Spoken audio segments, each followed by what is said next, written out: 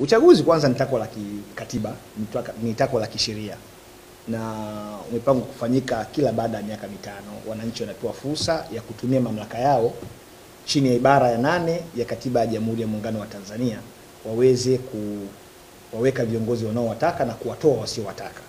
Ni takwa hilo la kikatiba, ni takwa la kisheria. Lakini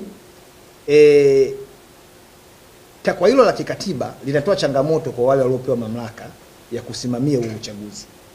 Wanatakiwa kuusimamia uchaguzi ufanyike kwa hali ya haki, amani, uhuru na kuaminika, kwamba mtu akiangalia zoezi hili aone kweli linaendeshwa kwa kuzingatia vigezo vitatu. Sasa uchaguzi kuwa na changamoto, hilo ni jambo lingine, kwamba kuna watu wataiba kura, kuna watu sijui watafanyaje kiasi kwamba uchaguzi utaonekana hauna maana. Hiyo ni changamoto, na hiyo changamoto inapaswa kuelekezwa kwa wenye mamlaka. Mwenye mamlaka ni Tume ya Taifa ya Uchaguzi, Tume Huru ya Taifa ya Uchaguzi. Wenye mamlaka ni vyombo vya dola. Kwa sababu vyombo vya dola vinapoacha kutimiza wajibu wao kusimamia uchaguzi wa haki, huru na unaoaminika, tutapata viongozi ambao hawapo kwa ajili ya watu, hawapo kwa ajili hata ya vyombo hivyo vyenyewe vya dola.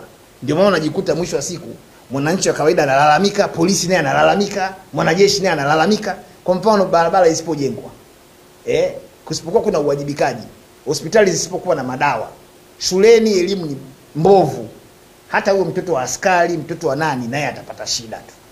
Kwa hiyo ndio maana utaona kabisa kwamba hii changamoto ambayo inafanya uchaguzi usiwe huru, kwa mfano, inatakiwa tuipiganie wote, tuhakikishe kama uchaguzi unafanyika kwa uhuru, haki na vigezo vilivyowekwa kwenye sheria. Hilo ni jambo la kwanza. Sasa wamekuwepo wenzetu wa Tanzania ambao wanalalamika kwamba kwa muda mrefu uchaguzi umekuwa ukiendeshwa kinyume na utaratibu. Wanayo haki kabisa na wanayo hoja ya msingi kwenye hilo. Lakini hawataki kubezwa. Hawataki kubezwa. Wanayo hoja. Ili uweze kuwaridhisha ni kuwaonesha huo uchaguzi ni kwa namna gani utakuwa huru. Na sio kuwabeza au kuwapiga au kuwafanyia ndivyo sivyo. Hapana. Wewe ndio Tume Huru ya Uchaguzi, waoneshe uchaguzi ni huru.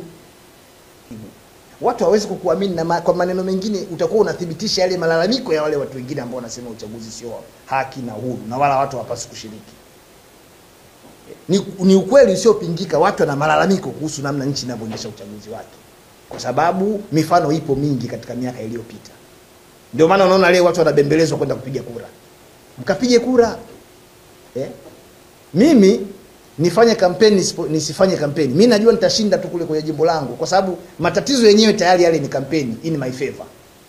Hakuna mtu wa kivuli anayeweza kwenda kuchagua chama ambacho hakijawajengea barabara, hakijawaletea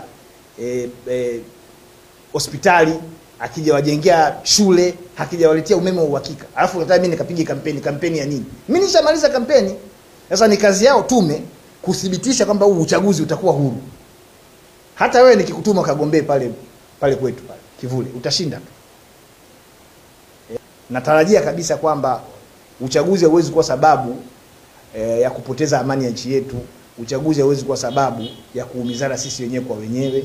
Ninaamini yale yote ambayo yanatukabili yanaweza yakatafutiwa ufumbuzi na ufumbuzi ukapatikana, kwa sababu Watanzania tumekuwa kihistoria na changamoto nyingi sana, na namna ya kuzivuka hizo changamoto tumekuwa tukikaa mara zote na kutafuta masuluhisho, na tumekuwa tukiyapata. Kwa hiyo kama kuna changamoto zozote za kisiasa, changamoto zozote za kiharakati na mambo mengine kama hayo, zitafutiwe ufumbuzi na mamlaka zinazohusika na wote wanaohusika, kuhakikisha nchi inabaki salama wakati wote. Kwa sababu Tanzania ni muhimu kwanza kuliko mambo mengine yote. Tunajivunia Tanzania kwa sababu tumeikuta ikiwa katika amani, utulivu, lakini changamoto yetu kubwa ni haki. Ndio maana unaona sisi wengine hapa tunapoteza muda kuhakikisha nchi inakuwa na haki. Haki kwanza. Unaitatuaje? Kwa hiyo nitegemea katika kipindi hiki hayo maswala ndio yangetuleta pamoja kama Watanzania, tukakaa tukatafuta mustakabali wetu kwa ajili ya leo, kesho na kesho kutwa.